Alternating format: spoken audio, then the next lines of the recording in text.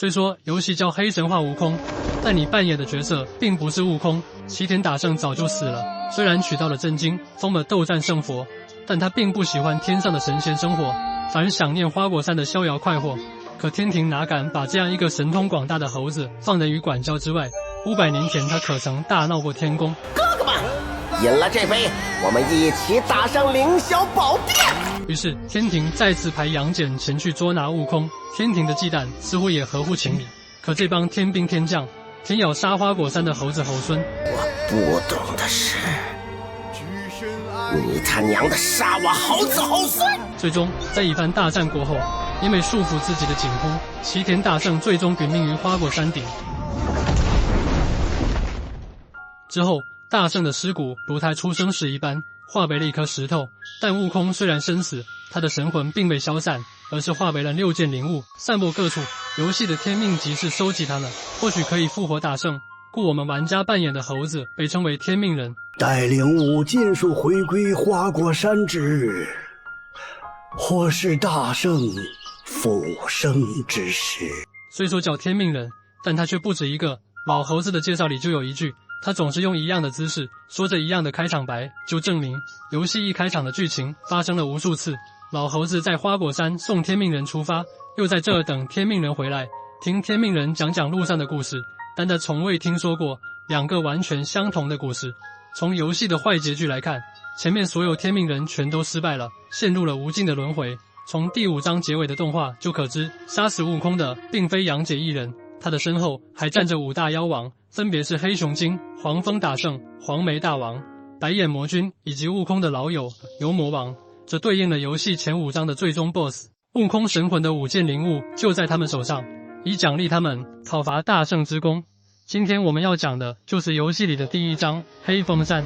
初见黑风山，这里庙堂林立，气宇不凡。有些观众可能会问，这里的寺庙不是被烧掉了吗？即在86版《西游记》第6集中，唐僧师徒在黑风山的观音院借宿一宿，院里的金池长老平生酷爱收集袈裟。我家院主100年来倒是积攒了几十柜子，可即使这些袈裟多么华丽，与这唐僧的锦兰袈裟比起来，还是相形见绌。金池长老一眼就迷上了唐僧的袈裟，顿时贪念四起，想要占为己有。于是身旁的广智献计，打算一把火烧死2人。宰了他！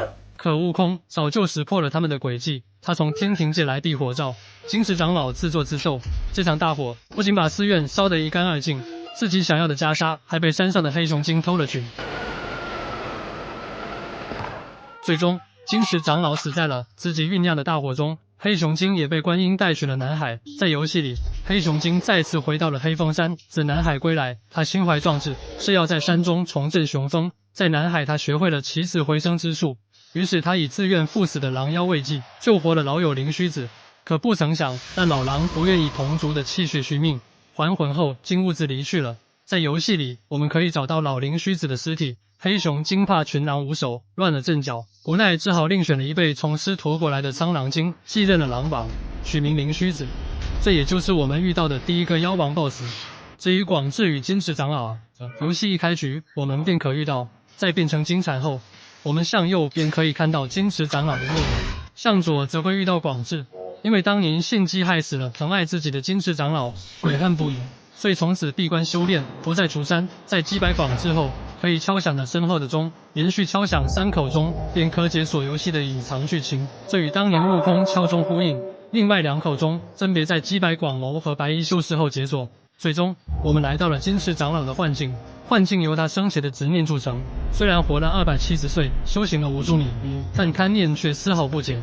也是你把那袈裟藏起来了，快还给我！游戏的结尾也是给出了金池长老如此贪恋袈裟的缘由。徒弟还是想不明白，出家人尘缘已断，心海尽干，长老他为何偏偏放不下一件衣裳？若不披上这件衣裳，众生又怎知我尘缘已断，心海尽干？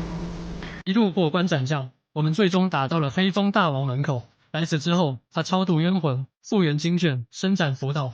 我重建了观音禅院，那些葬身火海的僧众，化为孤魂野鬼之我，亲手将他们超度。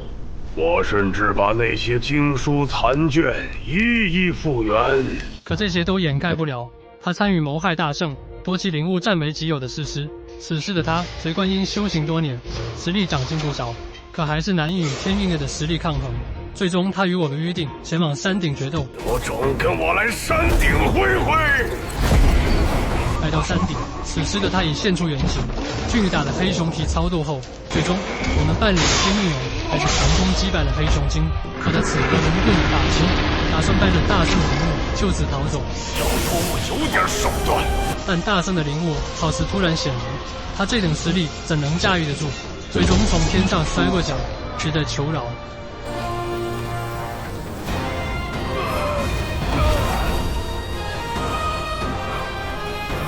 大圣，哦不，小圣，小圣饶命，小圣饶命！我也是被那天庭胁迫，若非身不由己，好端端的，谁敢对那闹天宫的瘟神动手啊？这次我们成功拿到第一个灵物。